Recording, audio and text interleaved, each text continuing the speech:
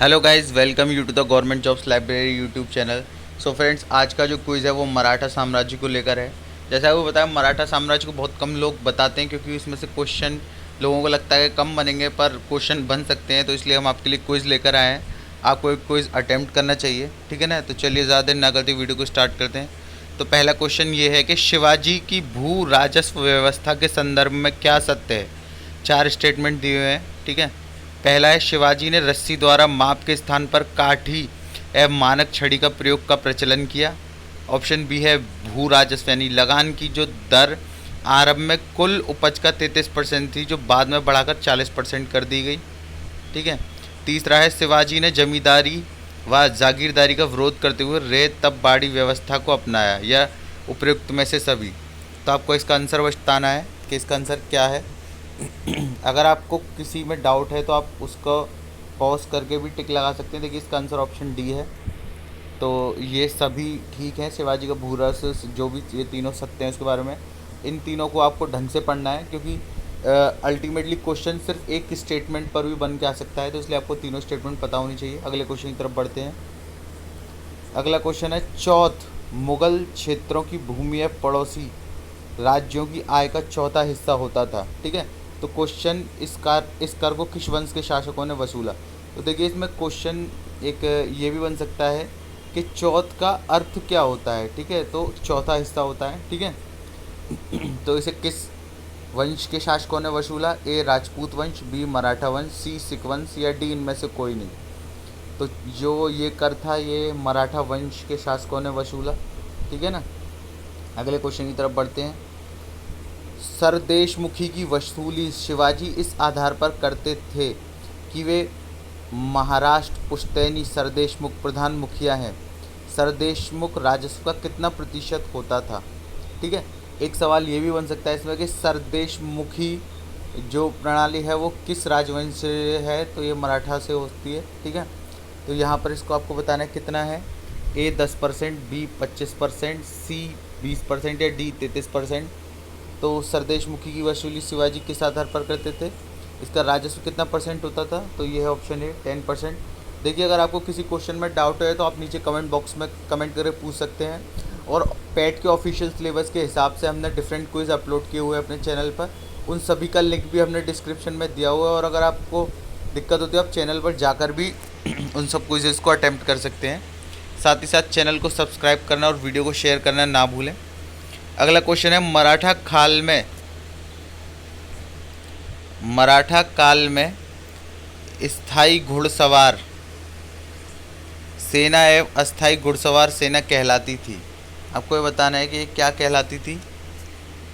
पागा oblique बरगरीर F सिलदार, या B सिलदार F पागा ऑब्लिक बरगरीर, या सी पागा एफ बरगीर, या डी बरगीर एफ पागा। तो मराठा काल में स्थायी घुड़सेना एवं अस्थायी घुड़सेना क्या कहलाती थी। तो ये है इसका आंसर ऑप्शन ए, ठीक है।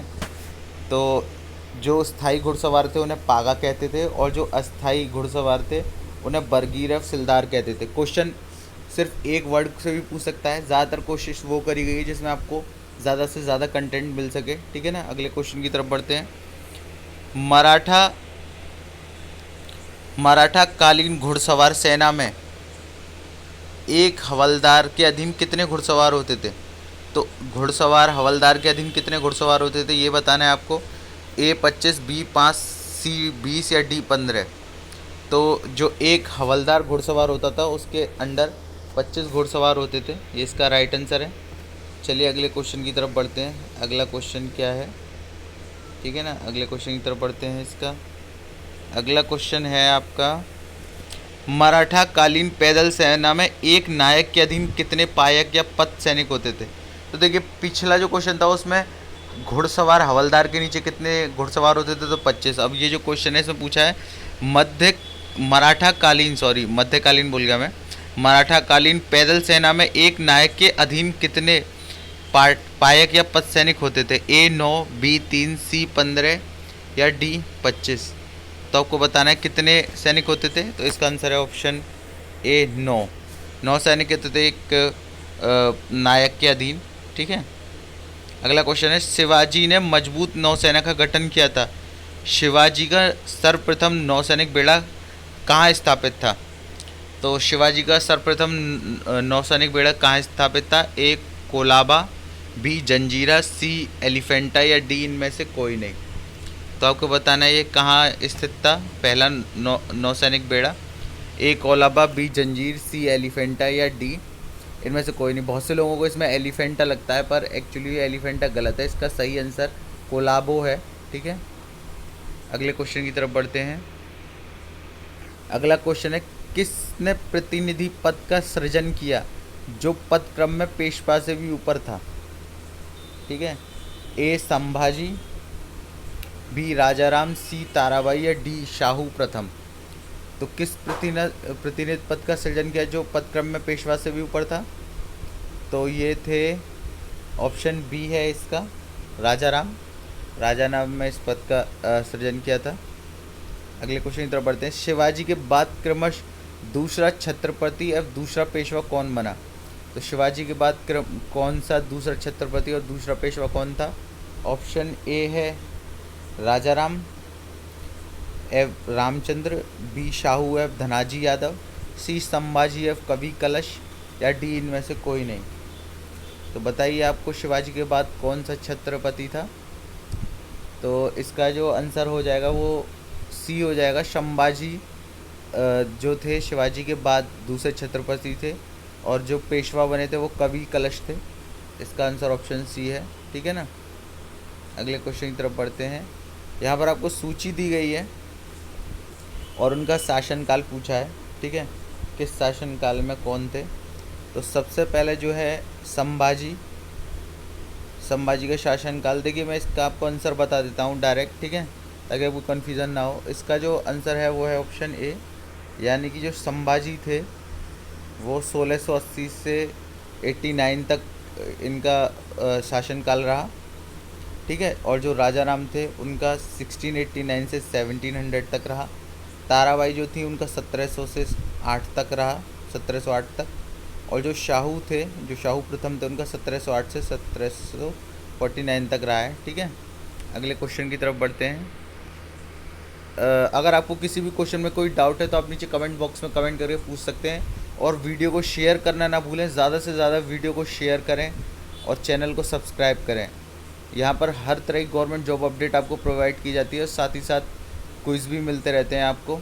ठीक है ना, चलिए अगले क्वेश्चन की तरफ बढ़ते हैं। अगला है, किस मराठा शासक के शासनकाल को पेशवाओं के शासनकाल के नाम से जाना जाता है? ठीक है, तो ऐसा कौन सा मराठा का शासक था जिसके शासनकाल को पेशवाओं के शासन के नाम से जाना जाता है?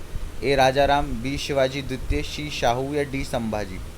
तो ये जो थे ये थे ऑप्शन सी है इसका, शाहू। अगला क्वेश्चन है, मराठा मंडल या मराठा राज्य संघ की स्थापना किस पेशवा के समय में हुई? ये बताना है आपको। इसका ऑप्शन है बालाजी विश्वनाथ, बी बाजीराव प्रथम, सी बालाजी बाजीराव या डी इनमें से कोई नहीं। तो मराठा मंडल या मराठा राज्य संघ की स्थापना किस पेशवा के समय में हुई थी? तो ये थे बालाजी विश्वनाथ, ऑप्शन ए हो जाएगा इसका। अगले क्वेश्चन की तरफ बढ़ते हैं।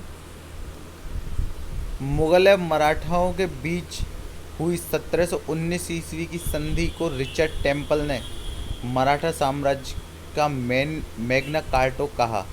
यह संधि बालाजी विश्वनाथ एफ सैयद बंधुओं ने किसके नाम पर की?